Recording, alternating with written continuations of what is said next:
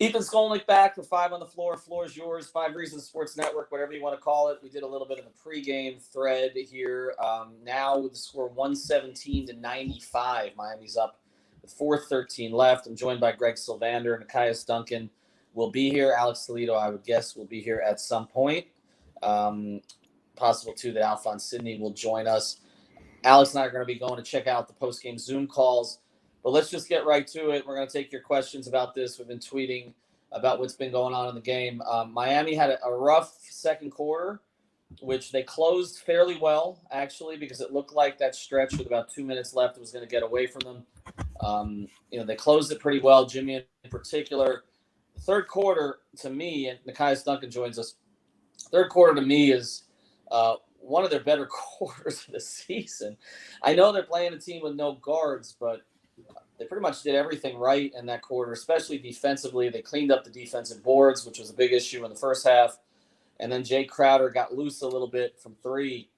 Right now they're up 20. Pretty much everybody's going off at this stage. Olynyk had a big fourth. But let's get to it, Greg, from the beginning. What went right in the third, in your view, that was not going right in the second? Couple things. Obviously, three-pointers started to drop. I felt like more than just Jimmy started getting to the free throw line. I mean, I'm just quickly glancing and I'm seeing Butler with 11 free throws, Bam with 10 free throws, Dragic 8 of 8 from the free throw line. Like all that stuff started to kind of come together. I thought Spo had a pretty ballsy move to go away from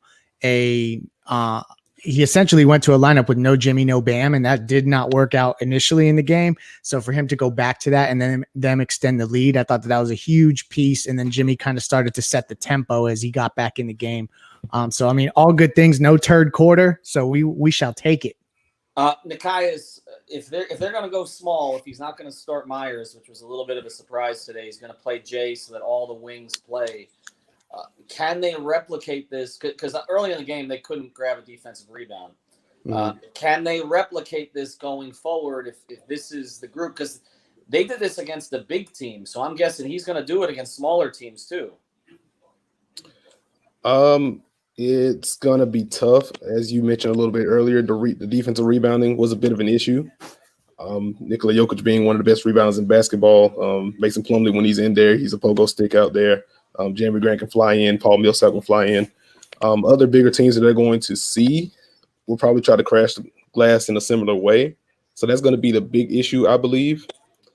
But other than that, I think downsizing does help them quite a bit. You saw them switching a little bit more off-ball actions. Denver did struggle to get into the paint today. I think that is a testament to them missing as many ball handlers as they are. No Jamal Murray, no Will Barton, no Gary Harris, who does a little bit as a secondary playmaker. So I believe you have to take at least some of that with a grain of salt. But was a little bit surprising to see Miami go as small as they did today, but it did work out for them. Well, we have talked. How are they going to play all the wings? And that's the way to play all the wings. If if you're going to bring DJJ off as your backup four, then that's a way to get them all time. I loved Duncan Robinson's game today. Like I liked it better than some of the the 7 or 8 3 games. I mean, right now he's a plus 28. Plus 28 in 33 minutes. And that was one of those where it matched up. It looked like it. He didn't fill up most of the rest of the box score, but the thing I loved about his game, when they were closing out on him early and not giving him looks, he was still doing other things. The ball, he was moving the ball, he was getting off of it, but then he started to find some space. Like I do feel like we're seeing this evolution of him as from specialist to player. There's more there lately. From him, and I the reason I liked this game from Miami, I understand Denver doesn't have guards, but I feel like this is the kind of game as Olynyk dunks, and he's had a big fourth. He's cleaning up right now. He's 8 of 11, but the reason I liked it was it felt like a playoff game in the sense that some things were not working, and they were going to have to kind of sort through it. And I feel like Duncan did that in this game. I liked Hero's start tonight, not just making the three, but also the runner that got him going. And I like Jay kind of working through it. But Duncan's game today, Nikias, like, how do they continue to free him when we know, obviously, every team's had 4 months to decide that's the guy on offense we need to take out? That's just the danger of having a guy like Duncan that can shoot as well as he does off the dribble. and having a big man that can actually make plays with the ball. And I would take this back to summer league. While most of us were caught up in Tyler Hero making crazy plays and yelling at people, and Kendrick Nunn is kind of blowing things up very quietly, Duncan Robinson was getting a lot more pick and roll reps, getting a lot more comfort with the ball. It's been mentioned that he's gotten a little bit stronger. That helped him on some of those drives that he was taking during summer league. And now you fast forward to now, he doesn't have a traditional playmaking role, but he has to make similar decisions when he's coming off of those screens. If a guy ducks under, he's firing. If a guy goes over, he either needs to try to run his guy off the dribble handoff that Bam is operating in, or if they trap it like Denver does, they play their bigs pretty aggressively against screens. He has to get those passes in there quickly. And you saw early on in the game, once they start denying him, he started slipping in those pocket passes. Huge. And once that happens, you're giving Bam Adebayo 4-on-3s, 3-on-2s, 2-on-1s. You might as well get back on the other end of the court because Bam's going to make the right decision. Right. Let's. I want to get to Bam in a second, but Jimmy, and such a big part of what happened today was the free throw shooting. I mean, right now they are with 31 of 36, 32 of 37 from the line. Like you mentioned, Jimmy's 10 of 11. There were only 3 guys on the team that averaged 4 free throw attempts per game this year or more. Dragic was the third, averaging 4. He's got 10 tonight. It's funny. Jimmy had one of those stat lines that reminded me of the regular season. Like he was 1 of 4 for the longest time. I don't think he took. Did I miss it? Did he take a jumper today? 11 free throw attempts, 11 field goal attempts. I do not remember anything outside of 4 feet. Yeah, I don't think so. Yeah, no threes. He's been consistently aggressive, which is awesome to see, and hitting the free throws. And like if you really think about what they've tasked him to do today, like he's been on Jokic for pretty extended stretches here and there. And that's like a really tall task to ask Jimmy to go in there and do that. And then also do some of the stuff he's done offensively. Yeah, he's not getting up a ton of shots, 11 field goal attempts, but it's all been in the flow of the offense. And they need him to kind of be the guy who goes and gets the team in early foul trouble, get them in the bonus quickly, like all that kind of stuff that Dwayne used to do. Honestly, they need Jimmy to do that stuff because not a lot of other guys on the roster have the kind of clout to get the calls the way Jimmy does. I mean, overall, 22, 4, and 7 is the stat line right now. Like I said, with nothing outside of 4 feet. There are teams that are going to force him to shoot jumpers. Mm-hmm. This team really wasn't positioned to do that today as much, but I mean, are we going to see that? I mean, we got Toronto. We're looking at Toronto, Boston, Milwaukee coming up.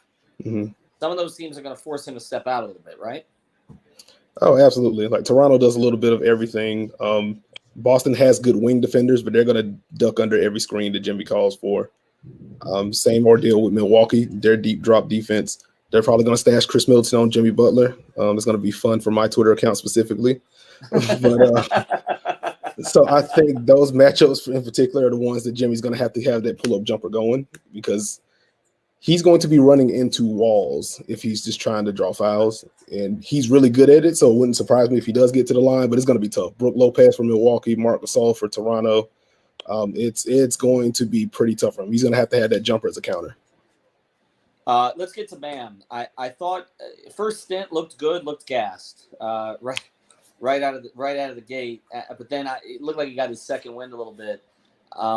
Again, they have him guarding Jokic on the perimeter. They had him handling. To me, he looks like he looked during the regular season. I guess the one thing we take out of it is he did take that 10 to 12 foot jumper right off the jump, made it. Didn't have to take a lot of them, but pretty positive. I mean, I can't really go through the roster and think of somebody who really played poorly. I thought Kelly O's first stint was not good, but the second stint was much better. I thought Dragic, who seems to be stuck in mud a little bit, he got better as the game went on. Jay got better as the game went on. Iggy and DJJ were up and down. I think that they had moments where they kind of looked a little sped up or just kind of weren't necessarily that impactful. Something that we didn't mention earlier that it would be remiss if I didn't mention. They forced, I think, 8 or 9 turnovers in the third quarter. And with all the defensive issues that they've had, if there's one thing that they can do that doesn't rely on them having a point of attack defender, then I know we keep harping on that. It's It's figuring out how to do other things that really positively impact defense. And this forcing turnovers is huge. So I think that that's something to watch going forward. If they can get into that more, it's a way to mitigate some of the issues that they have at the guard position defensively. Against Toronto again, is that? I mean, you're seeing Lowry Monday. Yeah, no, it's tougher there because like it's a more poised, obviously. It's going to be a little more difficult to rattle him and get him to turn the ball over. But I think that has to be the strategy because you're not going to stay in front of any of these guys anyway. Yeah, I mean and especially if you're playing Lowry and Van Vliet together. The other guy I want to talk about a little bit. I liked Kendrick Nunn's game today. I thought, in fact, they get a little bit of a longer run in the second half after he was out for a while, but I feel like some of the rust came off, and not just by making the jumper. I know Tyler had that play where Tyler had a pretty good look from three, gave it up, gave it to Kendrick. But I feel like if Dragic continues to be up and down a little bit, that does create a little bit more opportunity for Kendrick to play more than we've seen him play, which is he pretty much gets 3 stints now, like one to start each half, and then one other one in each of those 2 halves.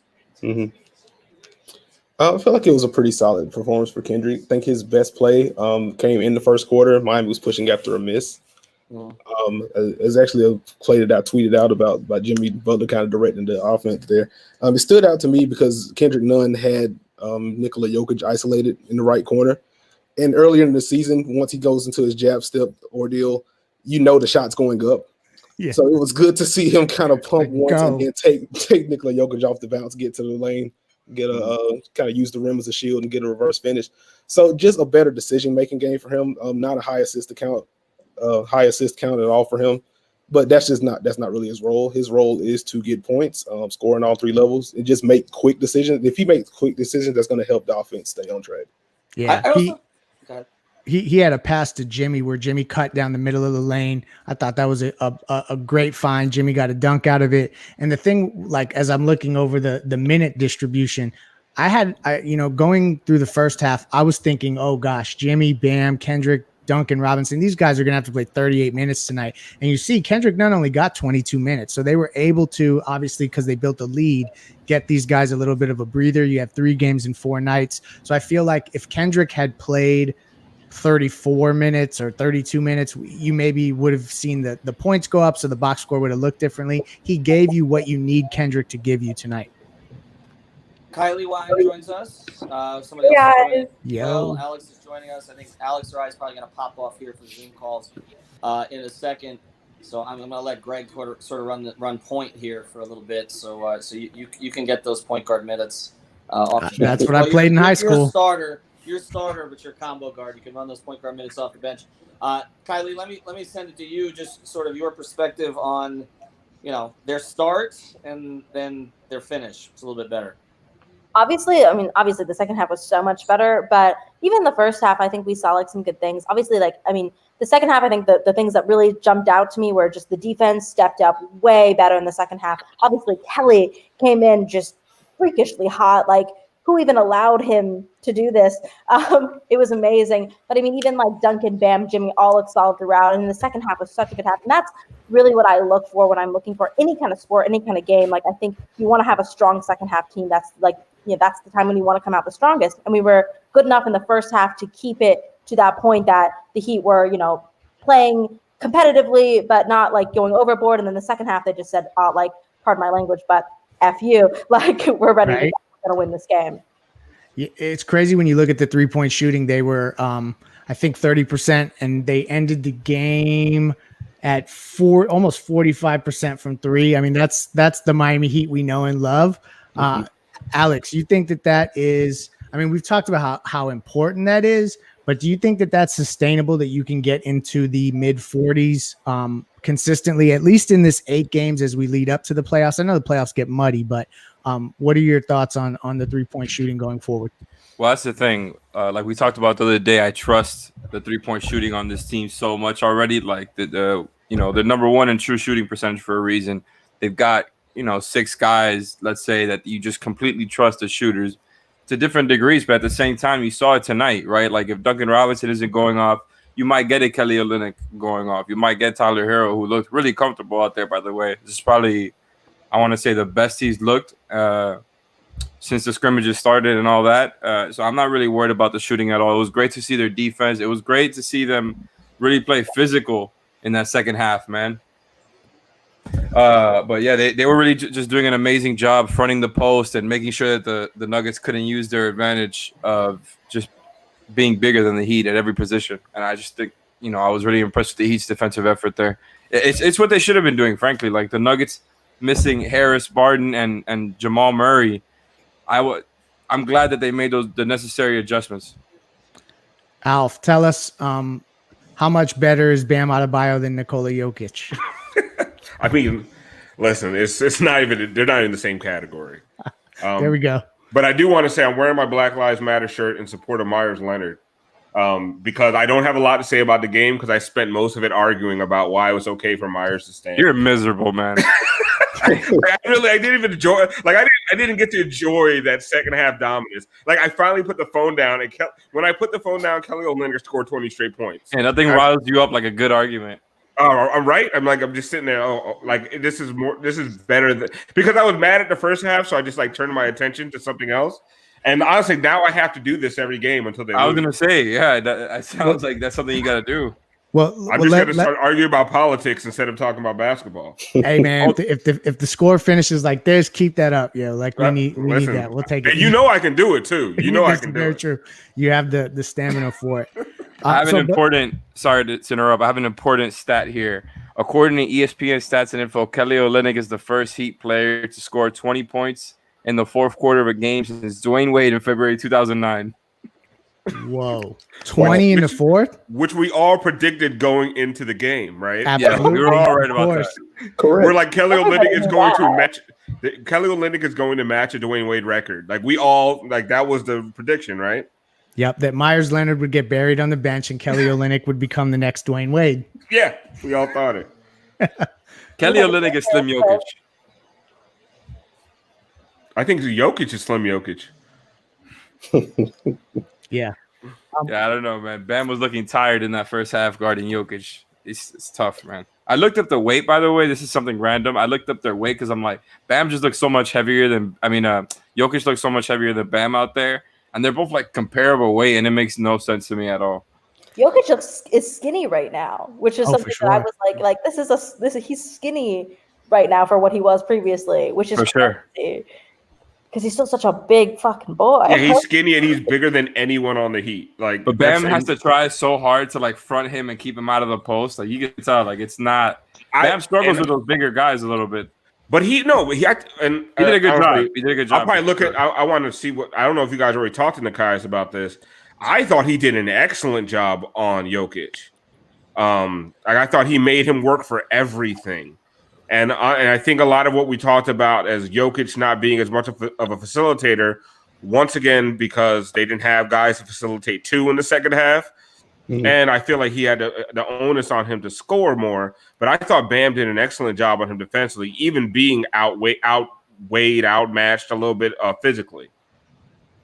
I think he did a tremendous job. I think the biggest thing that stood out to me is that when you're guarding Nikola Jokic, he's going to up fake you to death.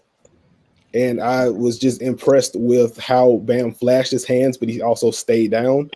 And once Jokic couldn't get him off his feet, it just kind of made it tough for him. He did have a nice turnaround jumper in the second quarter that Bam defended well. I think I tweeted out that clip as well.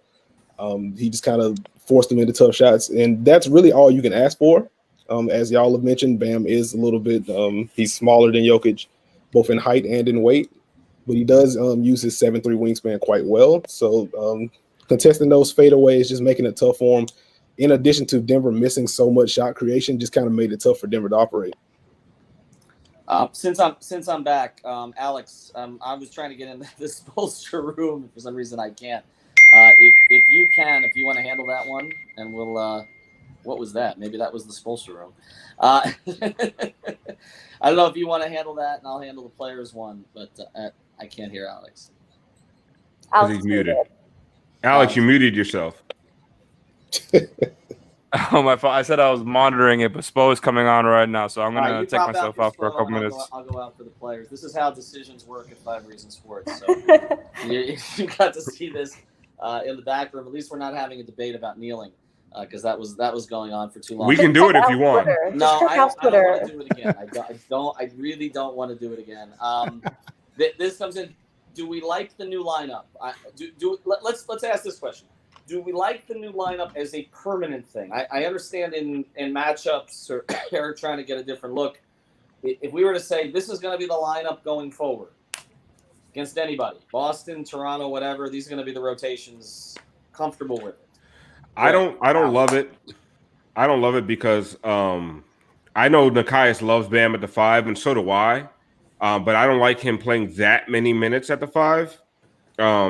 I like that being something you go to in not end the game, but like end the second quarter, during the fourth quarter. I like being able to switch it up a little bit more.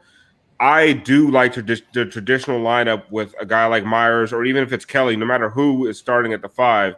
I like that. I like it for what it does for Bam defensively, not having to bang with another big right off the bat. And I also just like it for the fact that it's something that you can go to a smaller death kind of lineup later than starting off with it. I feel like maybe it's a silly psychology stuff, but I do like the idea of like, okay, boom, now we're throwing Bam at the 5. What are you going to do now at the end of a fourth quarter in a close game? So it's fine.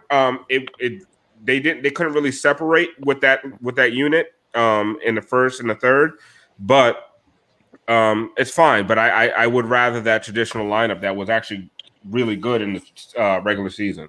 Something to consider is that you have to start grooming Bam at the 5 if Giannis is going to be playing the 4. So that's a really important thing that you have to start to get that evolution going now. We're So ready. We're ready. Hope trafficking. Thank you, Greg. Thank you, on Greg. brand. Wow, adding Giannis to a 2-time NBA champion next.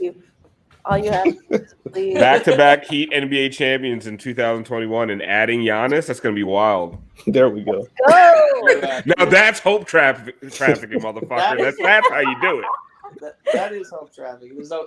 Well, I mean, it's going to happen. So it's not hope trafficking. It's going to happen. I mean, especially if you get the matchup. All right, game and a half behind Boston. I mean, we talked a little about this game, but a game and a half behind Boston. You still got 2 Indiana games left on the schedule. We don't know what the Pacers are going to look like without Sabonis. Is Oladipo playing, by the way? What is going on there? Like, is he? Is he not? They're saying it was that he was going to see how he feels during warmups, which is so ridiculous because he's been playing 5-on-5. He's in the scrimmages. He's been as much a part of that rotation and everything that they're doing in Indiana. So for him to all of a sudden on game day talk about he needs to see how he feels, it's got super Kawhi Leonard and San Antonio vibes at the end. I don't know what is going on there. There's miscommunication. A lot of the Indy reporters are kind of alluding to that as well. Maybe not explicitly, but alluding to it. So there is something weird there, man. I don't know what's going on with Oladipo and Indy. We got a lot of Oladipo. But again, getting back to this, if you get Indy twice and they're diminished, like Denver was today, if you got, you still have a Phoenix game on the schedule. I know that the Suns won their opener, but you still got a Phoenix game, and I know Nekias likes them, but you still got a Phoenix game on the schedule. You got 2 with Indiana. Mm-hmm. I mean, you win the Boston game, 3 seeds there for you. Do you want it? You want it. You get out of the Bucks bracket. Do you want it? I don't know. Well, you get out of the Bucks and the Celtics bracket. That's in that case, yeah. That's what because the thing is, if you get the 3 and the Celtics drop to 4, now you're avoiding the Bucks you have to play the Bucks or the Celtics in the ECF, and that's where you want to be, right? You want to face a diminished Pacers team, in the first round, and then who would you face in the second round? Toronto, and listen. It's pick your poison at that point. The thing is, you just want to get out the first round at least, right? Mm-hmm. And you want to avoid the Celtics and the Bucks as long as possible. I know we feel great about the Bucks matchup, but they are still the 1 seed in the East, and they've beaten the tar off a lot of really good teams all year long. So I really don't. I don't think we should get too cocky about that. I don't Well, feel Al, great we about the talked about- Bucks matchup. You want the Bucks matchup? Well, I don't here's feel the thing, it's super gonna be hype harder- about it. Kylie, it's going to be harder for Giannis to decide to join Miami. It's going to look like a KD thing. You know, you knock them out of the playoffs and you join the team you can't beat. You know, that's where this is. Well, I mean, but I don't think. Wait, I mean, I don't honestly know what our record versus the Bucks is, but I would. I mean, I would. 2-0. Okay, but still, I would assume that like I wouldn't feel that way so much if I were Giannis. Like I think that's a different situation. Like if I'm KD, well, that's first of all, it's KD. Like his whole mental thing that's going on up here, like that's very obvious. I feel like Giannis is like a more sane human being that like doesn't jump to that. Like I'm gonna join the team who beat me because I just want a ring. Like I don't feel like that's his mentality as much. I feel like more his mentality to be like I want to go to Miami because A, they're a good team, and B, like it's not Milwaukee. Like It's not Milwaukee. Is the Heat's it's the biggest selling exact point. opposite. We should It's print the T-shirts exact that say that. opposite.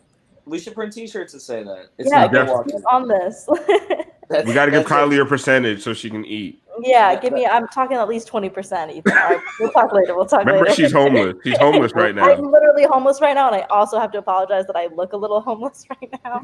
It's because I am in real life. You're leaning into the role, huh?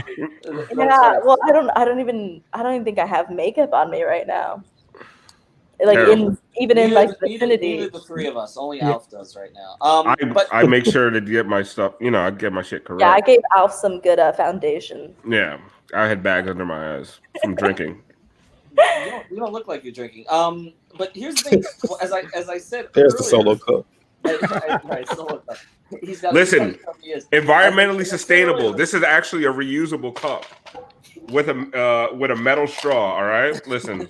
We love an environmentally conscious king.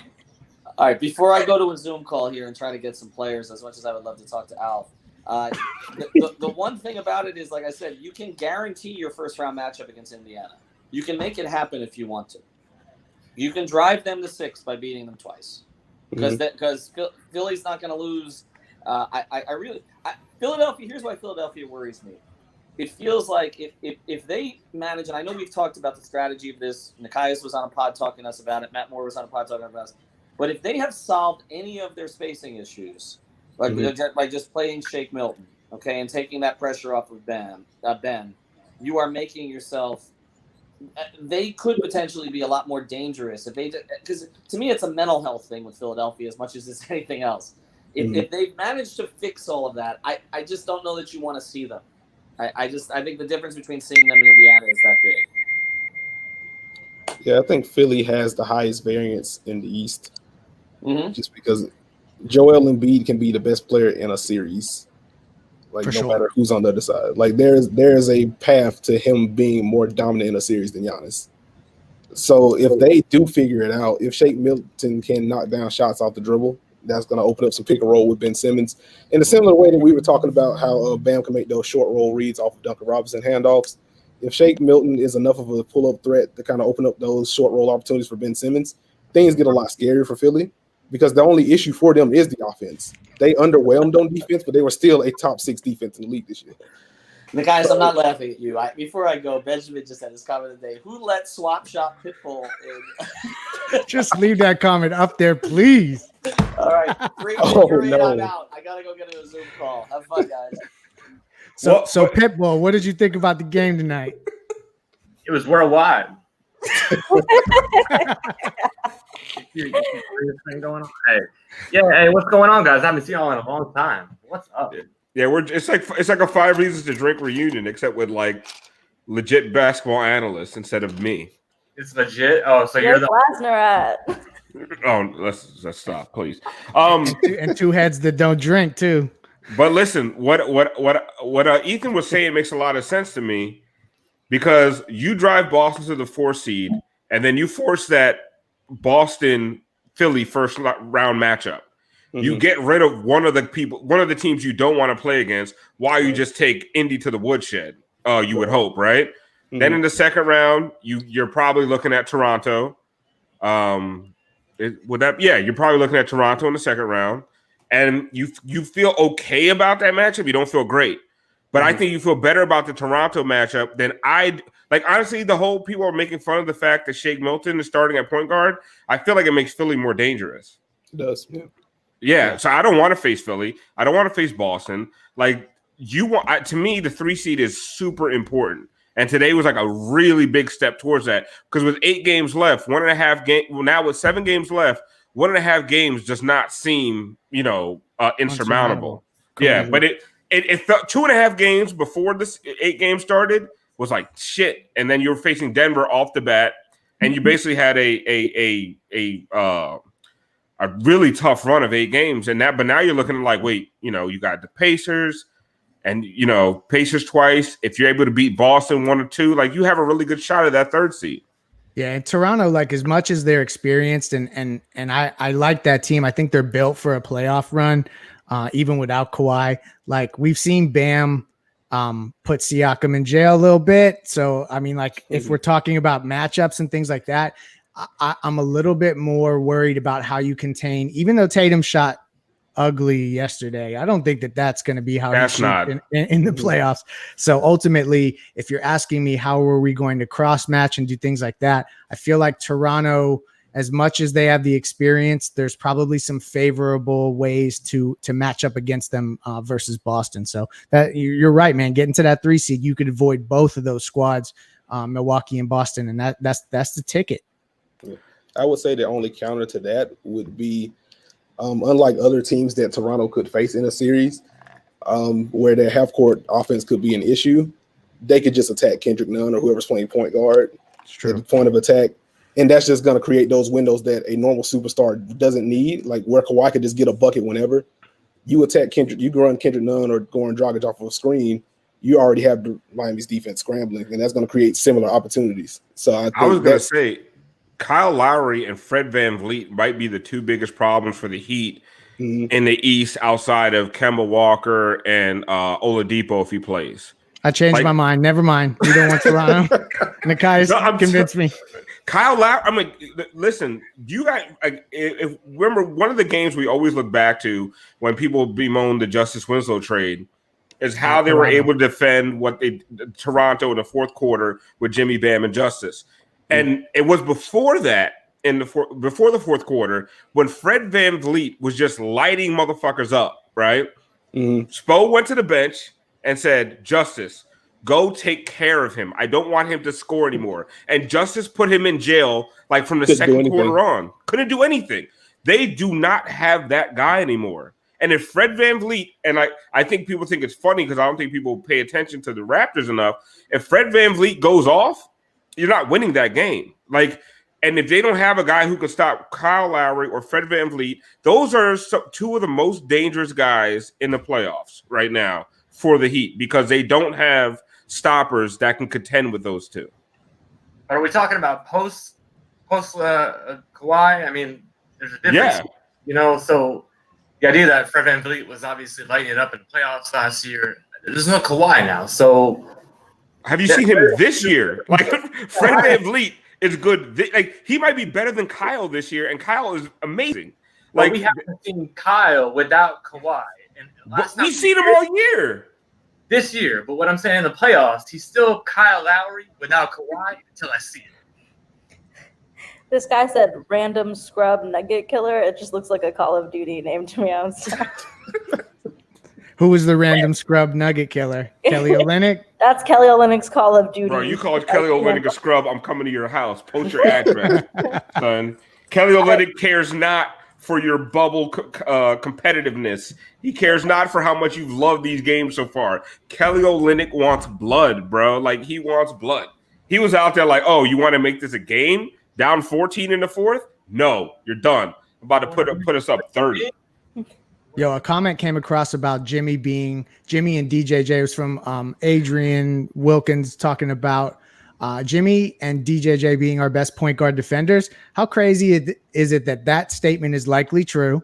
And Jimmy was on Jokic today. Like that kind of range. We talk about Bam with the 1 through 5 stuff, and it's obviously that's what he does. He has no ceiling. I'm the proponent of that, but Jimmy too. Like if he rounds into form where we can literally shift him around on any guy, I think that's another wrinkle that Spo maybe hasn't had to use as much, that he'll go to way more when you shorten the rotation come playoff time.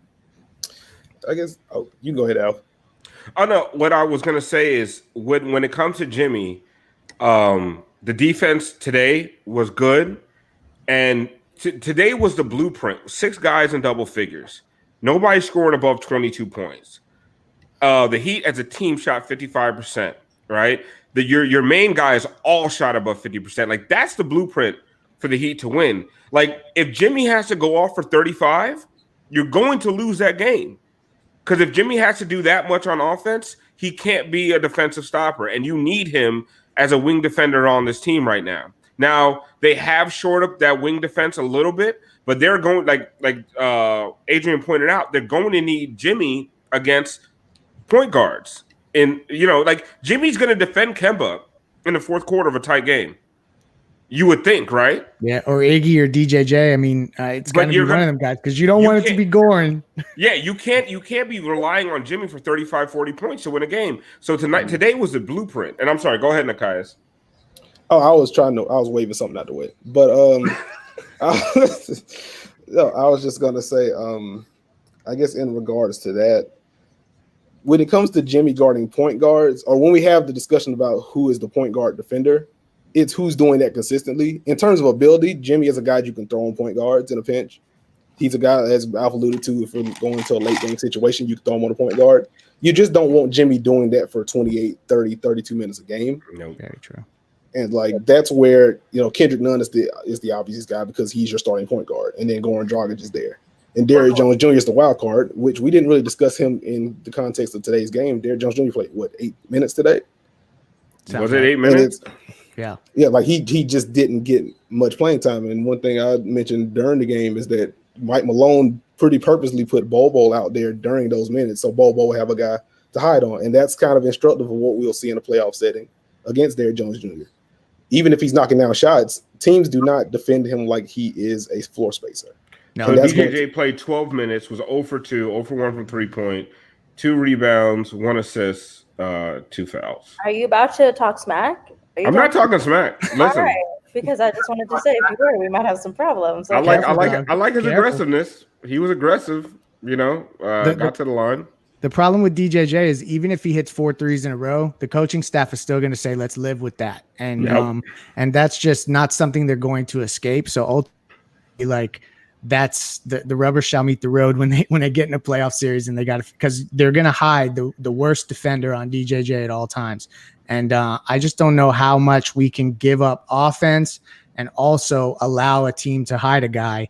In the same sequence when you have a guy like DJJ out there. So he may get squeezed too. We may be Myers Leonard and DJJ that start to get squeezed as we shorten the rotation. What I will say is I expected more from Jay Crowder in that starting lineup.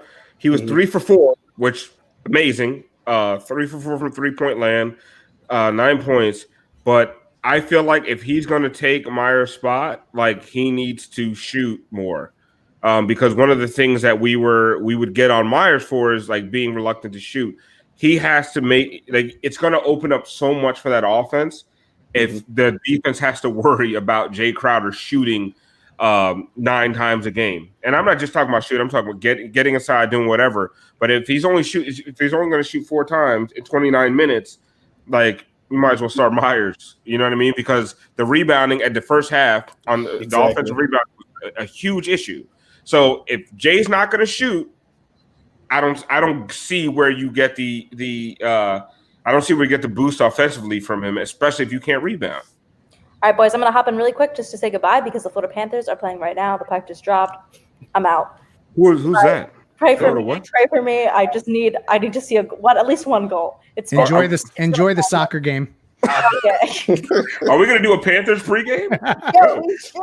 It's already the puck just dropped. All right, I'm out. I'm out. The boys. what? I'm out. Is that Daniel Highlight or something like that?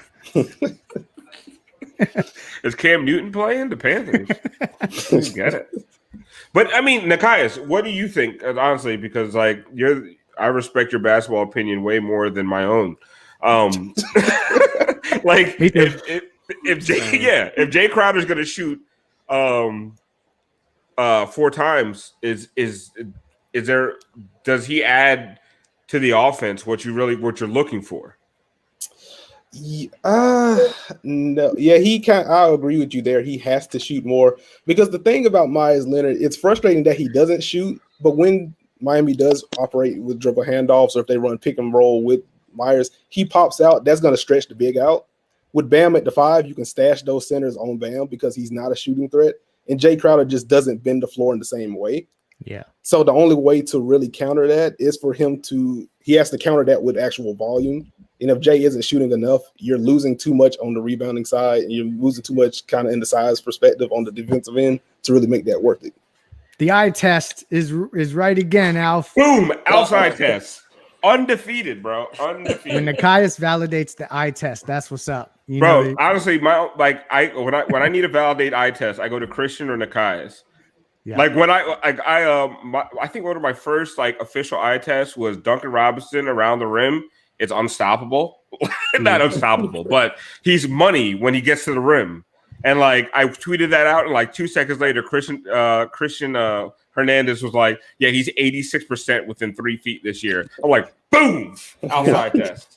So but he was 100% tonight. I mean, didn't I see a tweet come across today that Jay Crowder's shooting 40, almost 41% since he arrived in Miami from 3? I mean, 3 for 4 tonight. If he keeps that up, we got a 4-year, $60 million contract coming to him this offseason, don't we? Come on. No. Too soon. Too soon. That's the wounds are still fresh. I think Alex just popped off. I just came from the BAM call. We've been tweeting some of this stuff out. By the way, we might have some more visitors because I threw this chat on about 20 Facebook Heat groups right now, so we may be joined by some others. Alex and I have been on these calls. The big takeaways from Bam, I didn't hear Jimmy or Spo, but the big takeaway from Bam is he says his conditioning is not where it's going to be yet. He did get winded a little bit, towards the end of the first quarter. He was awesome. The one thing he did say, though, he was asked about him and Crowder, and he said the switching is going to be a real hassle for other teams as the game goes on. So I think that is something to watch here because he wasn't asked about Myers specifically, by the way, but he did talk about Breonna Taylor again. To the point that Alex, you texted me to say, is he taking basketball questions today? He did take basketball questions.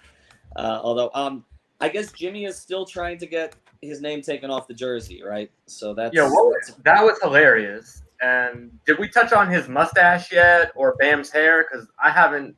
I wanted to talk about that. Well, the mustache, though, I've given a reason for that. He will not. He is deathly afraid of coronavirus. He will not allow anybody to touch his face or his hair. So I've been told. I've been told he won't do it himself, and I've been told that Jimmy's just going to let it grow until they're out of the bubble. That's what I've been told. That sounds like some Pat Riley move right there. Get your teeth knocked out and keep playing. You just stay grimy, stay gritty. I'm with the playoff period, but mustache. Yeah. We need new shirts. I just think your beard should connect if you're gonna take that kind of stance. Honestly, no, you should risk infestation if your beard looks like that. If my beard looked like that, I'd be at a barbershop just risking it. Can't have a Tatum beard. Anything else that I missed while I was gone? Do you guys have any questions that you want to ask for those guys that we probably forgot to ask? No. We talked about Jay shooting. Does Jay need to shoot more for that lineup to really work long term? So I think that's something, Ethan, what's your perspective on that? Do we need to see more of Jay firing him up from deep for that lineup to really be the long-term fix? Well, actually, this is all right. I'm going to throw this one more towards Alex and Nikias on this because I've had this conversation about 3-point shooting with a lot of different players. When you start saying a guy should shoot more, if they start shooting from places on the floor that they're not comfortable with, and then the percentages start to go down, and then the confidence gets lost, and then they stop making the shots that they were comfortable with. I mean, this is kind of one of those. I mean, we were talking about Myers Leonard earlier this year about when he should shoot threes more. But I feel like if Myers shot them out of the repertoire that he was shooting them, okay, his numbers were going to go down from the low 40s he was shooting to the low to mid 30s. And then do you feel as comfortable? I mean, do you want a guy? I'll throw us both. Do you want a guy shooting for the sake of shooting, just to show that you will shoot and that the defense has to respect you, or would you rather Jay just keep taking the shots he's comfortable with? I think in regards to Jay Crowder, it's a tough balance to strike because it feels like Jay Crowder takes a higher percentage of contested threes than just about any non-dunking person on the roster. Yeah. So in a way, you do want to reel him in, but also the fact that he's taking contested threes means that teams are guarding him. And if teams are treating him as a threat, even though he's only had one season in his entire NBA career that he was above league average, if teams are still guarding him like he's a threat, he needs to shoot to help open up the floor. If you're going to play him with Bam and Jimmy, and neither of those guys are shooters. In a case of Myers, he probably does need to shoot more because, as I was talking about a little bit earlier, it's a different level of floor spacing since he's coming from the 5. He's pulling those big men out of the paint. And if those bigs do hang down because they know he's not going to take many of them, he needs to take more just to pull that big an extra step or two out of the paint. So I think there's definitely room for both of those guys to shoot a little bit more. Can I give you some numbers, though, and then I'll go to Alex? I'm looking at the per 36 just because it's the easiest way for me to do this. His three-point attempts over the course of his career, okay? Since he's come to Miami, he's averaging 8.6 three-point attempts per 36. Mm-hmm. All right. He did reach that last season in Utah. He averaged 8.7, so roughly the same, but he shot 33% on those. Mm-hmm. Coming into today, he shot 39% since he's come to Miami. I feel like if you push it with him a little bit more, that number is going to come down because, as Nekias mentioned, going back to the beginning of his career, 33, this is percentages, 33, 33, 29, 33. He shot 40% from 3 in Boston in 16-17 over a pretty decent sample size. And that's the season you mentioned, guys. But then 32, 33, 32, 33, 32, 29. Mm-hmm. Now there's some doubles up there because he was. I think Ethan. I think there's a middle ground between 8.6 and 4. You know what I mean? Like that's that. I think that's where the point. And we're just talking about 3-point attempts. Jay Crowder shot 4 times the entire game in 29 minutes, and I think that's where we're looking at it like, okay, if he's going to replace Myers in the starting lineup, he's one of these guys that's going to be respected enough from 3 that's going to draw at least one of the bigs out of the paint and open things up, but he has to shoot. And he is not one of these guys you're going to quote unquote force to shoot. Like Jay has not had a problem shooting from anywhere. Like Nekias said, he doesn't wait for an open shot. He just shoots. Like, I mean, he's one of the few guys on the Heat right now shooting step back threes outside of Goran and Tyler. Right. Like, he will shoot a step back. He will shoot it all the time. So, listen, it was one game. I'm not going to go crazy. And he was 3 for 4, so I'm not going to dump on him because, like, he was good. But I feel like that starting lineup will be more potent if he's shooting more in 6-7 threes and 11-12 times per game. But he's not going to. But see, Alpha, let me go to this next number though, because so we talk about the 3-point shooting that he did shoot this much from 3 per minute last season. He's averaging since he came to Miami 2.4 2-point attempts per game. On his career per 36 minutes, he averages more than double that, 5.3. He's never shot this few 2s in his career. Like, he's kind of taken, like, I mean, it reminds me of James Jones, Mike Miller. They came to Miami and they get in the corner and shoot it. Right, and that's it. They don't shoot. Shane, I mean, so there is nothing there's nothing at the rim. There's nothing mid-range. He's a 3-point shooter. Does he need to increase some of the other things he's doing? Because the threes, he's shooting them. Does he need to shoot something else if he's going to be a starter? No. Okay. That's the end of discussion. That's the quick thing. Like, he doesn't have the off the bounce creation. He doesn't have the vertical explosion at the rim. He's not going to be a guy that gets to the free throw line a lot. So I do think just kind of becoming that 3-point specialist, kind of drawing guys out of the paint, that's his role. He needs to play. He needs to play it well. As Alf said, it's just one game, but moving forward, 4 attempts probably isn't going to be enough. 6 or 7, as long as they're within the flow of the offense, I think is where he needs to be to really maximize their threat, especially if they're not going to bring Myers back to the starting lineup. Have we seen Jay Crowder take a dribble yet this season? I feel like we had. I mean, I feel like he's had a couple of drives, but I feel like it hasn't been that much. Very few, and they have not been fun when it's happened. So, and Nikias has those cataloged in his brain because that's how against it works. a team with 2 bigs. Like, I mean, when you're talking about bigs, like legit 2 legitimate bigs, like against the Lakers. Is it not something that you'd want to see Jay Crowder taking a 6'10", 6'11" guy off the dribble? Or is he just not good enough, like the guy said, off the bounce? I feel like the guy says a 2-letter answer for you right now. Hell no. No, it's no. I don't want to. No, I can't do But to that point, if you're playing the Lakers in the finals, and I know I'm getting ahead of myself, Jay Crowder could be a guy that you would want to stick on LeBron. And if they're playing a lot of AD and LeBron in the front court, I know they got JaVale McGee and Dwight and stuff like that, so they don't go small as much. But if it ends up that way, there are elements of Jay Crowder working, that way too. You put Jay Crowder on JaVale, right? Yes. You would try, but yeah, that just gets a little tough if you're just giving. So you will not get a single defensive rebound. Yeah. Well, and LeBron would just throw it up like he did to Birdman. Yeah. You just throw it up like LeBron was doing for Birdman, and Jay Crowder can't catch it. I think Jay Crowder would be better at. I mean, I think he's strong enough to keep JaVale from just free runs at the rim all day. But I just think the putback. I think there'd be a bunch of putback dunks and offensive rebounds. We saw the rebounding problem without Myers today. But Alf, maybe we see DJJ a little bit more in that. I mean, if you want sort of length and athleticism in that kind of a matchup, you want strength against JaVale. You don't. Yeah. I don't think length does it. How great is it that I've stirred this conversation to the Heat in the finals against the Lakers? My mission here is complete. I thought that was an obvious progression after 20 points from Kelly Olynyk in the second half. Like, I thought that's where we're going. Like, if Kelly O is dropping 20 on you in the fourth quarter, like, listen, let's go straight to the finals and get all this crap over with. Like, let's go. There was one comment in here I want to get to. I'll start with David. Go around. The comment was made, does it seem like the Heat were kind of surviving Dragic's minutes in the first half before maybe Nunn got a little more run and Goran got into it?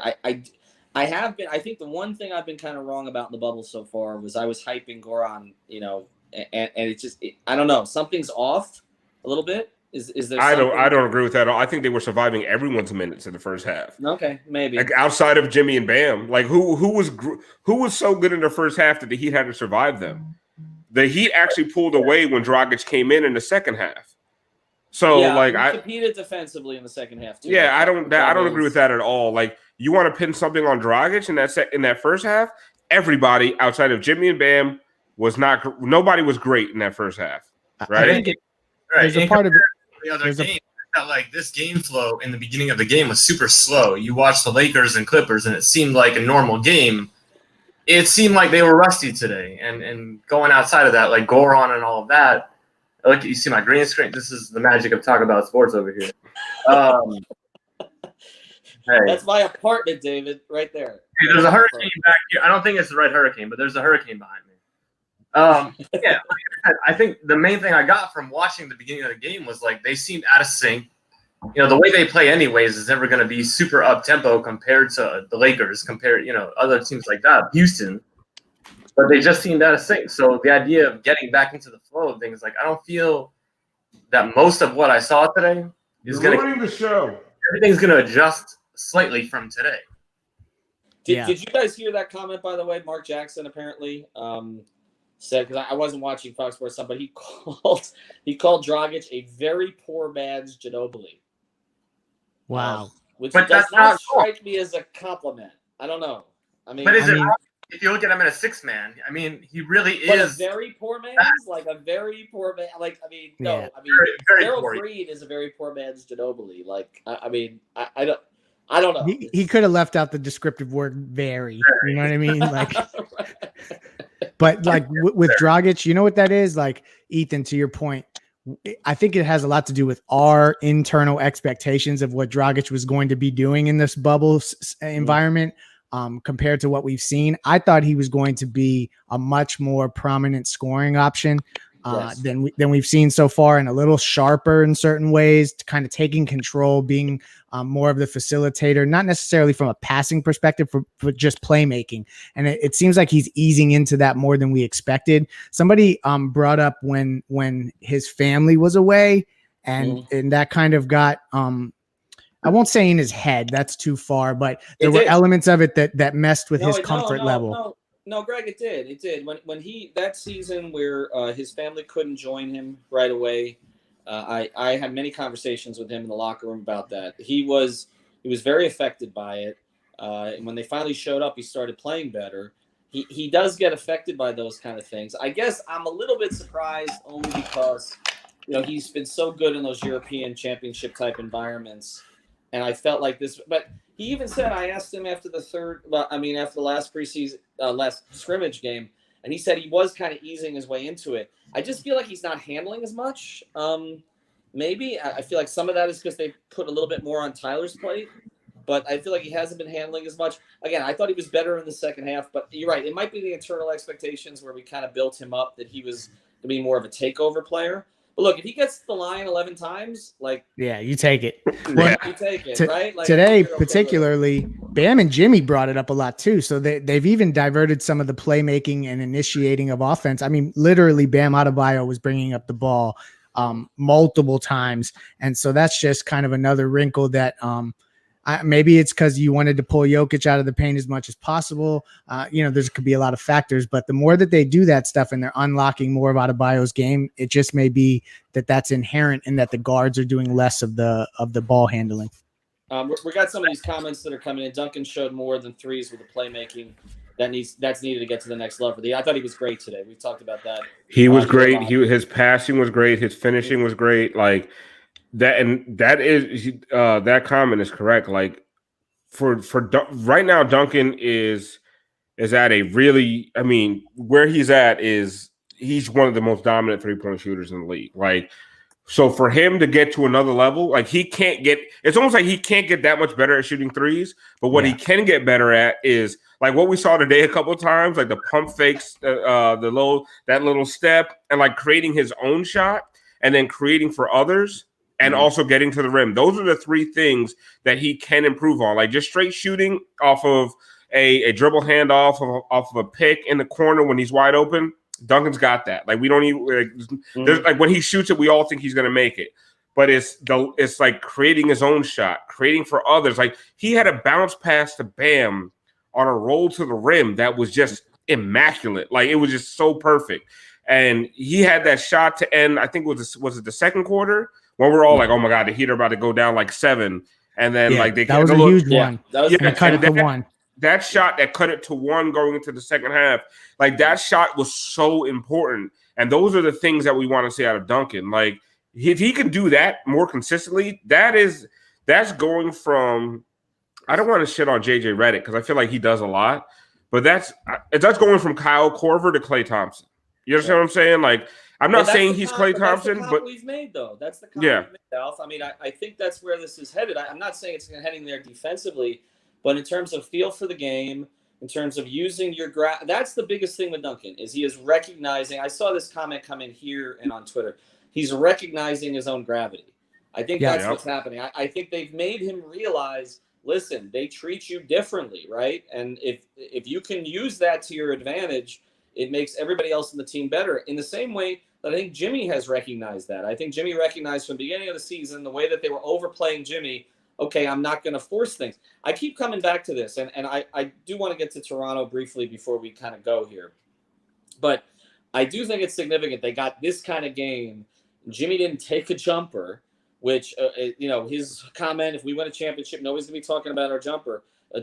They got this kind of game, even though, and I know Denver didn't have 3 of their top 4 guards. Okay, I get it. But with Duncan, them closing out, they couldn't get 3 on the 3 early in the game. They couldn't defend the defensive backboard at all. Bam just said it was more of an effort thing. Dragic, like I said, and some others took some time to get into it. Look, Olynyk was great in the second half. He was awful in his first 7-minute stint.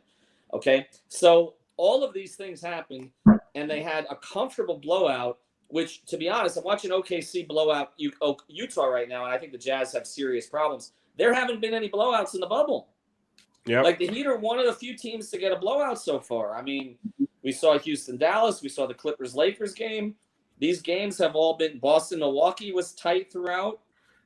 But Ethan, what's the most encouraging thing about the blowout? The most encouraging thing about the blowout is that was it not for garbage minutes, right? They would have held the Nuggets under 100. Yes. Nobody's even come close to that. No. So I like it, you talk about the offense. We talk about offense a lot because it's the sexy part of the game. But we also talk about defense a lot on 5 on the floor. And the most encouraging thing about today, I don't care if 4 people were out of the rotation. We've seen this team break down against borderline G League teams. Okay. Mm-hmm.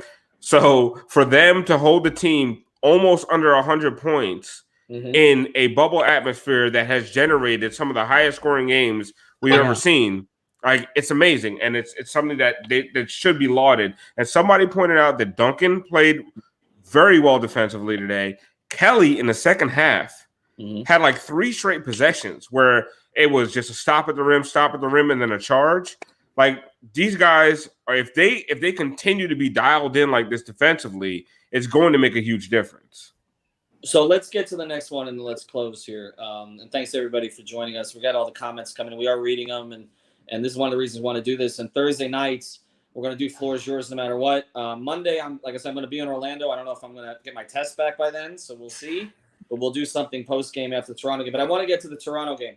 We talk about point of attack. I understand what you're saying, Alf, about this was encouraging defensively, but they really didn't have to deal with the one issue that's been their biggest problem, which has been, guards getting into the teeth of the defense and setting everything up. I mean, this is a team that uses their 7-footer, up top, not and then Jamal Murray, the one guy who can do it a little bit, you didn't have to deal with today. You're going to get Lowry, you're going to get Van Vliet. Okay. I think that's where we can start to say they're fixed some things defensive. Like this was good. I love the way they worked through this, but that's the way, because especially if they play the 2 of those guys together and Spo needs to make choices. Who are we going to put on Kyle? Who we're going to put on Fred? Monday's going to be fun. Monday's going to be fun. Or actually, it's not going to be fun. It's probably going to be a shit show. And are you predicting heat loss? Is that what's going on? I'm not predicting anything. I'm just predicting that I'll probably be pissed off on the timeline. And then, but Ethan, what I said today is that once I started arguing politics in the second half about Myers Leonard, the Heat took off. So that might be. It's the formula. I believe in jinxes and curses and luck. So if the Heat go down, I'm just going to start picking political fights on the timeline. And listen, anyway, so it doesn't have anything to do with the Heat goes but down. I normally shut that down during Heat games. Today everything intersected. Like the Myers Leonard thing pissed me off, and the Heat went off. Yeah, so it makes. Thank you, Al. Thank you. You weren't pissed at Myers. Let's make it clear. You were pissed. No. I was pissed at people that were upset at Myers. I said I'm wearing this shirt in support of Myers Leonard today. By the way, one good comment here I want to get to, and then I'll let David and Greg close here. D. Millard comes in. He says, expect more zone against Toronto, especially with the Boston back-to-back the next day.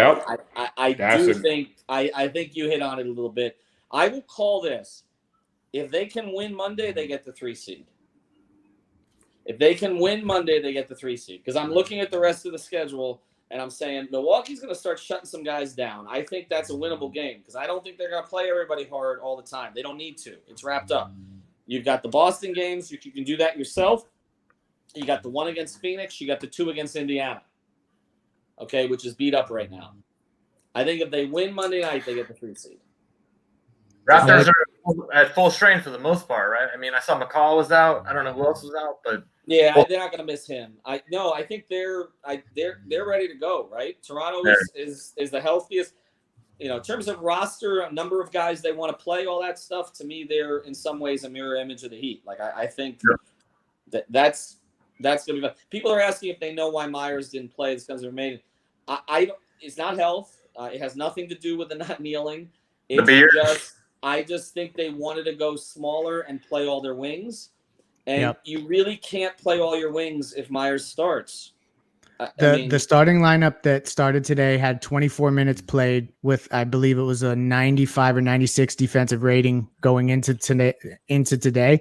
So I think this was Spo seeing if he could find some solution to this defensive conundrum that he's had to deal with. So that has a lot to do with the Myers thing. And then I just feel like if you move Myers out of the starting lineup, there just was not really a feasible way to mix him back into the rotation. So he just ended up getting kind of buried, but I do not think it was indicative of his play or any demonstration stuff that happened on the court today. This was merely Spo trying to find a defensive combination that works. And they got 11 playable guys right now. I want to point out something about that picture that Alejandro just put up. Anybody who's mad at Myers right now, look at the two guys next to him embracing him. That's Jimmy and UD. Yeah. So shut the hell up, idiots. Correct. That's the point, is that we don't really know. When we had this conversation at the DM, it was like, I understand the other side of it, but the reality is we're not internally there to understand the reasons behind it. That's all. Listen, if his personal reason is that the fact that his brother is in the military and it's because of his respect for the military, like if that's his personal belief and his personal reason for standing up, that is fine. And that's the problem with people like, oh, it's not about the military. For him, it is. Now, once he takes his personal belief out the anthem and standing up for it and puts it on other people and says, you need to stand out of respect for my brother, that's when he's wrong, right? Correct. But if his personal belief is to stand up for that anthem because he wants to respect his brother, respect his family in the military, that is fine. And that is something that America is all about. Like, he should be able to do what he wants to do during the anthem, as long as he doesn't hurt anybody. As long as what he does during the anthem isn't punching another person in the face, like, it's fine. And as long as he respects whatever anybody else is doing, as long as it's peaceful, like, it's fine. If you want to go get nachos during the anthem, because I see you people doing it all the time when I go to Heat games. You people. Yes. I'm talking about you people. People. I'm talking about you whatever political belief, but some of you people are out there getting nachos during the anthem. But it ain't because of that. I promise you that. And you're out there getting mad at people kneeling for the anthem. Like, shut your mouth. Like, you're getting a hot dog. Like, it's about what Myers says, what Myers does. Myers has been an incredible ally. And he's one of the few white players, and Duncan Robinson has joined him on this, that have talked about their white privilege. Like, there are so many players that do not even address that. They will say her name. They'll say justice for Breonna Taylor, but they will not talk about their own white privilege growing up. And Myers has addressed that. Myers has put his money where his mouth is over and over and over again. If he doesn't want to sit there and kneel in a symbolic protest because for him personally it'd be disrespectful to his brother, like, shut your mouth. Like, that is what America's about.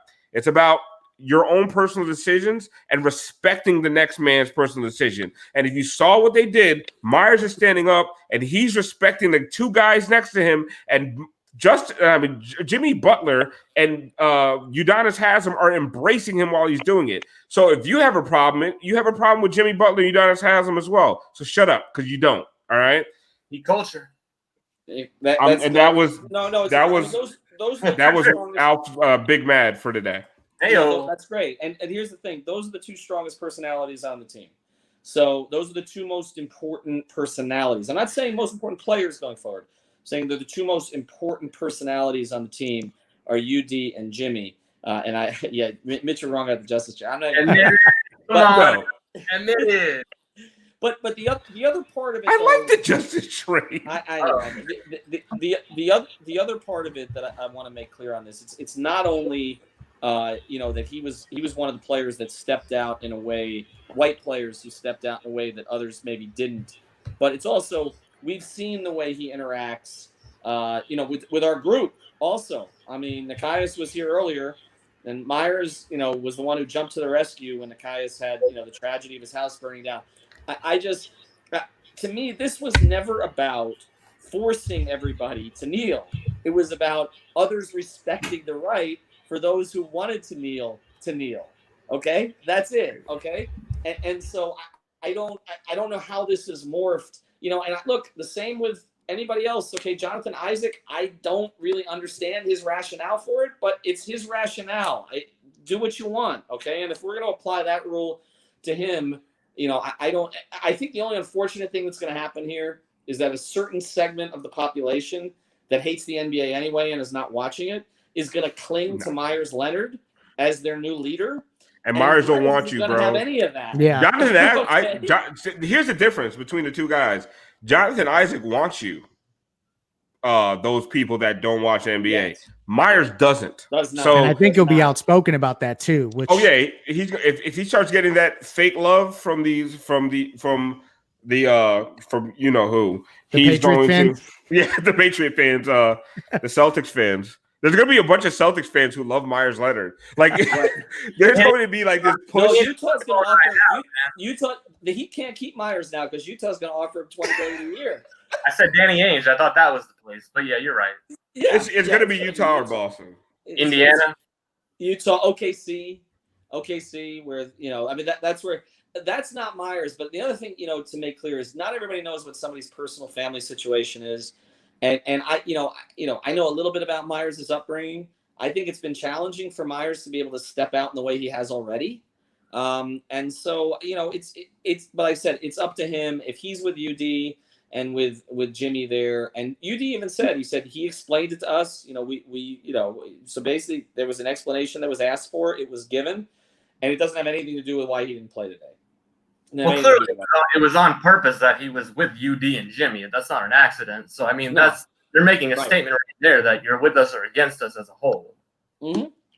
I'm with you. And I think so, but that's going to be the distressing thing. And I know Mark, I received some comments here that Mark Spears is posting some comments from. So Myers said, I think I can be a beacon of light or someone be for both, not only for my voice or platform and action, but in everything I'm doing, which is the most important part. I certainly support Black Lives Matter. Again, I am very aware of what is going on, but I can be both. My patriotism runs deep.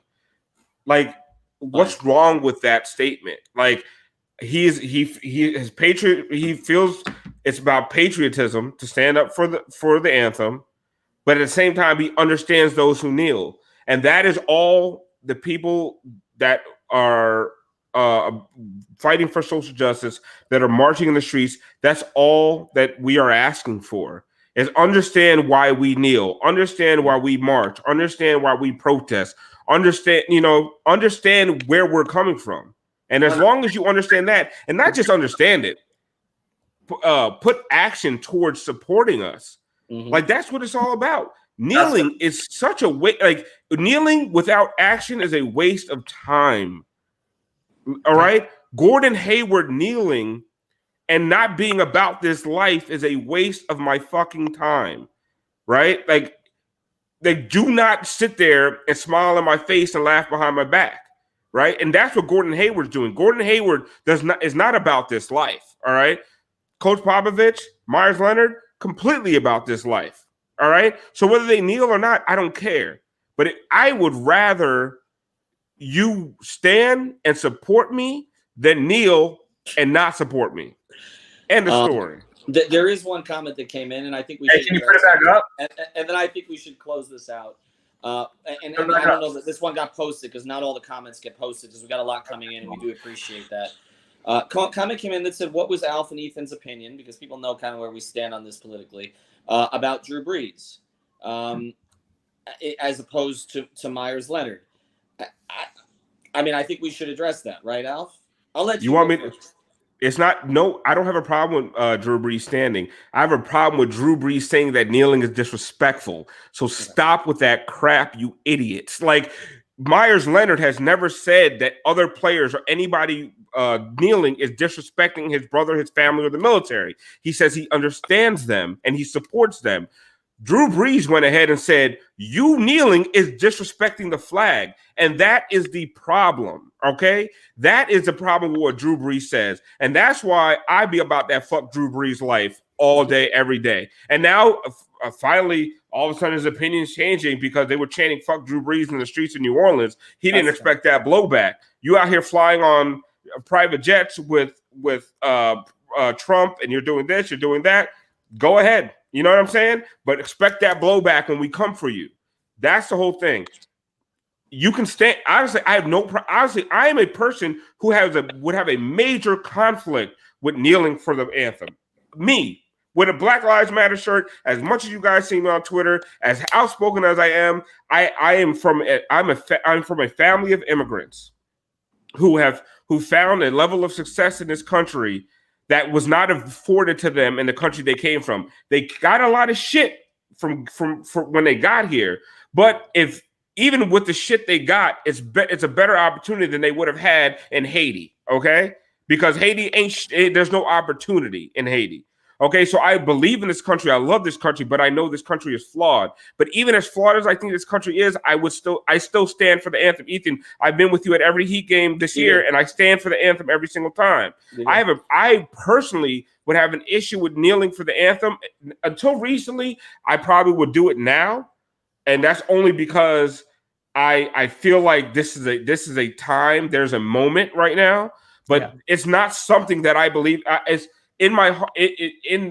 Personally, for me, standing for the anthem means a lot because this country has done a lot for the Sydney family. Okay, so I do love this country, but I know it's flawed, and I don't have a problem with anybody kneeling. I understand why Black Americans kneel. I understand why brown Americans. I understand why people would kneel for social justice. So. Listen, I don't have a problem with Drew Brees or Myers Leonard or Jonathan Isaac or anybody standing, but why are you standing? Or why are you shitting on people who are kneeling? That's what I care about. It's about shitting on people who aren't kneeling. That's the problem. Right. I think that's the distinction. I think the distinction is, your own choice as opposed to imposing your choice on others. And it's the same way I feel about religion, frankly. Religion. Right? Thank you. You know what I'm saying? And that's the difference. And Myers is not imposing his choice on anybody else, whereas Brees did sound like he was imposing it. That's the difference. In the NFL, they were imposing, on players, you cannot kneel. In the NBA, that's not happening. I mean, Adam Silver made it clear. There is a rule in the NBA rule book. You cannot kneel. And Adam Silver has basically said, F that, okay? At this moment in time, we're going to allow you to kneel. But he's also not saying you have to kneel. And I think that's the key difference. And I think even the Heat have been very careful, as much as they're pushing voting initiatives, to make it clear that they're not saying you have to vote for a certain candidate. Of course, there's a certain candidate probably that would be preferable to many in the Heat organization, but not all. Okay. No. And we know that. And so that's not what we're saying. It's just about freedom of choice. It's about First Amendment. And like I said, Michael Porter Jr., Jonathan Isaac, any of these players, they have the right to do what they want to do. Myers Leonard had the right to. Was I surprised because of some of the stuff Myers has said publicly? Yes. But he's got a right to do it. And we've got enough personal interactions with Myers to know where his heart is on these subjects. And I think the fact that he has taken it so seriously and given it so much thought is really what the movement is about, right? Like, it is about listening. And I do think he's listened, and I think that we should listen to him. I think he has a right then, and I think he has endeared himself to Heat fans. All right, let's close with basketball, because I know we've gotten off on this a little bit. Let's close with basketball. After today, 30 seconds or less, you feel better about the Heat's chances going forward? You feel the same as you did going into it? You feel worse? Start, David. We'll go around. Hey, man, today to me is not indicative of how anything is going to happen moving forward. But look, it doesn't hurt. They whooped up on them today, but they didn't have a lot of their players. So I don't think you can go off of the first couple games. I think minute-wise, the way rotations are going to be set, you got to wait a couple games to see how it's really going to play out. And depending on the team, as far as how important the game is, I don't think you can take these 8 games or whatever it is into much consideration. We're trying to connect the dots to the end of the regular season or whatever happened previously before COVID. These are two separate things. It's almost like spring training to some degree or whatever the case is, where you're not going to see the finished product right now. I don't think it's fair to judge, honestly. Alf? I feel slightly better. Like I enjoyed this, I enjoyed the hell out of it. I feel really good about Kelly. I feel good about that. I feel better about the second unit than I do about the starting lineup, which is probably why I only feel slightly better. After Monday, ask me again. Because if Kyle Lowry and Fred VanVleet just slice them the hell up, you're gonna see it. You're gonna see a despondent Alf, and you're gonna see an angry Alf. All right, and which people are used to. But yeah, it's after Monday. Ask me. Today was fun, and today they did what they're supposed to do. They beat up on a shorthanded team. They did exactly what you need them to do, and which nobody in the bubble has been able to do, despite people being in and out. So that's important. But after Monday, I'll have a different attitude. OKC is doing it to Utah right now, but you're right. Most teams have not done it. I think we all realize Utah is kind of trash. Utah is diminished right now. Greg, you always feel better. You feel the same? No, so I think we should expect to see Alf bring the Samuel L. Jackson disgruntled profile photo coming soon. But nah, ultimately, I feel better. And you all know that I always lean in this direction. But this is why. Because we saw mid-game them correct things. And I think that it's important to watch that unfold in live. Like, for instance, the 3-point shooting from one half to another completely corrected itself. Forcing turnovers completely corrected itself. These are these little things. Like, I ultimately don't think seeding is the big issue. Health is huge, but it's not about seeding. It's not about matchups. It's not about who's playing when necessarily in these 8 games, but it's about how you see the team respond. And ultimately today they every punch that got thrown at them, they responded. They won by 20. I am never going to start, being negative about 20-point victories. So ultimately I feel better. And no third quarter. No third quarter. No third quarter. The third quarter was a monster, actually. That's why I'm saying that's the biggest. For me, that's the only difference that I can point to and say no third quarter. To me, the biggest thing is I think you always have to look in these things in the big picture context. 3 weeks ago, when we found out, it wasn't released right away, that Bam Adebayo and Kendrick Nunn tested positive for coronavirus. And you were looking at that situation, as much as we had hyped, how the Heat had advantages going into the bubble, it looked like the whole thing could be blown up, right? Mm-hmm. I mean, and after the history with some in the organization, Alonzo Mourning and Chris Bosh, 2 of the all-time elite bigs in the Heat organization. And now, what if Bam is sick? What if he's going to be winded long-term? What if this has long-term effects? And to see him in his, in this first real game back after coming back late, put up close to a triple-double while guarding Jokic. That, to me, everything else, Jimmy coming back the way we expected, Goran working his way into it, Hero making some shots, Duncan making progress. That's all good, but you don't have to worry about the Bam thing anymore. Bam's fine, and he is. Jimmy's going to be Jimmy, but if Bam takes that leap now, the next leap that's coming, if he takes it now, this team could go to the conference finals. Okay, no ceiling. So to me, big picture wise, you can look game to game, who's in, who's not in, but I thought Bam looked great today, and that's huge. That gives the Heat a legitimate second star to go to battle with the Lowrys and Siakams and the Tatums and Browns and Kembas and all of that. And I just think you go back 3 weeks, the perspective, Bam Adebayo is back and he's playing as big a role or a bigger role than he did before he went out. I think that's great. All right, check out 5reasonsports.com. We're going to do 5 on the floor tomorrow night after I get up to Orlando. Like I said, I'm hoping I'm covering Heat Raptors on Monday. Nobody can come within 6 feet of me.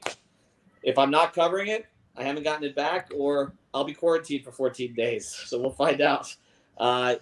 Get our shirts, not the one that David's wearing. Get the one that get the one that Al's wearing. Get the one that Greg's wearing. This one is on our bubble shop. I posted the link. One more day of this. Get Biscayne Bay brew.